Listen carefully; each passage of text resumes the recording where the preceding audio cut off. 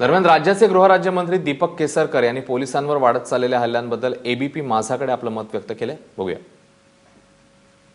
गृहराज्यमंत्री दीपक केसरकर आपल्या सोबत आहेत. आपण त्यांना विचारणार आहोत, सर, आज उद्धव ठाकरे यांच्या सोबत पोलीस कुटुंबीय यांनी मुख्यमंत्र्यांसमोर आपलं गाऱ्हाणं मांडलेलं आहे. नेमकी काय चर्चा झाली, काय निर्णय झाले?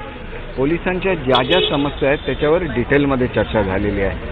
मग ते पोलिसांच्या हाऊसिंगचा प्रश्न असून दे, त्यांचे काम करण्याचे तास असतात त्या संदर्भातले असून दे, त्यांना इतर ज्या सुविधा लागतात, उदाहरणार्थ त्यांच्यावर हल्ला झाला तर ताबडतोब त्यांना चांगल्या हॉस्पिटलमध्ये जाण्याच्या संदर्भातला प्रश्न असून दे, प्रत्येक गोष्टीवर डिटेल चर्चा झालेली आहे. पोलिसांच्या मुलांची भरती असते, अनुकंपा तत्वावरची भरती असते, ज्या अडचणी त्यांना कुटुंब म्हणून वाटतात त्या अडचणींची चर्चा ही आदरणीय उद्धव साहेब आणि आदरणीय मुख्यमंत्री महोदयांच्या बरोबर झालेली आहे. उद्धव साहेबांनी याच्यामध्ये पुढाकार घेतला आणि मला असं वाटतं की पोलिसांचं मनोधैर्य उच्च राहण्याच्या दृष्टीने या चर्चेची फार आवश्यकता होती आणि सरकारमध्ये आणि पोलिसांच्या कुटुंबियामध्ये इंटरॅक्शन राहावं म्हणून एक चांगला निर्णय मुख्यमंत्री महोदयांनी घेतलेला आहे कमिटी स्थापन करण्याचा.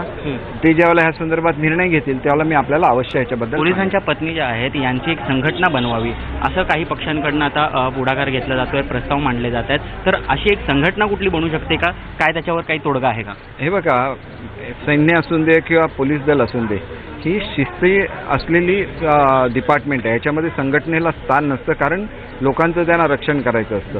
त्याच्यामुळे त्यांचं इंटरॅक्शन झालं पाहिजे, त्यांच्या अडचणी समजल्या पाहिजे. ह्याच्यासाठी काहीतरी मेकॅनिझम डेव्हलप करायला लागेल आणि ते मेकॅनिझम डेव्हलप करण्याच्या संदर्भात उद्धवसाहेब आणि मुख्यमंत्री महोदयांचं एकमत होतं आणि माझी खात्री आहे की त्याच्यातून एक चांगला निर्णय महाराष्ट्रासमोर येईल. कालच एका महिला अधिकाऱ्याला मारहाण झालेली आहे, त्यानंतर ठाण्यात एका पोलिसाला बुडवून मारण्याचा प्रयत्न केलेला आहे. स्थानिक आमदार जे आहेत कुठेतरी दडपण आणतायत पोलीस प्रशासनावरती. अशा पद्धतीने हे सगळे प्रकार जे आहेत हे कसे थांबतील? हे बघा, कोणाचं नाव घेण्यामध्ये अर्थ नसतो. दबाव आणतात वगैरे असं आपण सांगत असाल त्याची चौकशी होईल, पण कोणीही दबाव आणून दे, पोलिसांवर ज्यांनी हल्ले केले त्यांना कुठल्याही परिस्थितीमध्ये स्पेअर केलं जाणार नाही. त्यांच्यावर कारवाई होईल. पोलीस दलाचं जे नीतिधारी आहे ते उच्च राहील, हीच आमची जबाबदारी शासनाची आहे आणि ती जबाबदारी आम्ही निष्ठेने पार पाडू. धन्यवाद आमच्याशी बातचीत केल्याबद्दल. तर कुठलाही दबाव असला तरी कठोरात कठोर कारवाई केली जाईल असं आश्वासन स्वतः गृहराज्यमंत्री दीपक केसरकर देत आहेत. कॅमेरा पर्सन रुपेश शेलार सोबत ऋत्विक भालेकर, एबीपी माझा, मुंबई.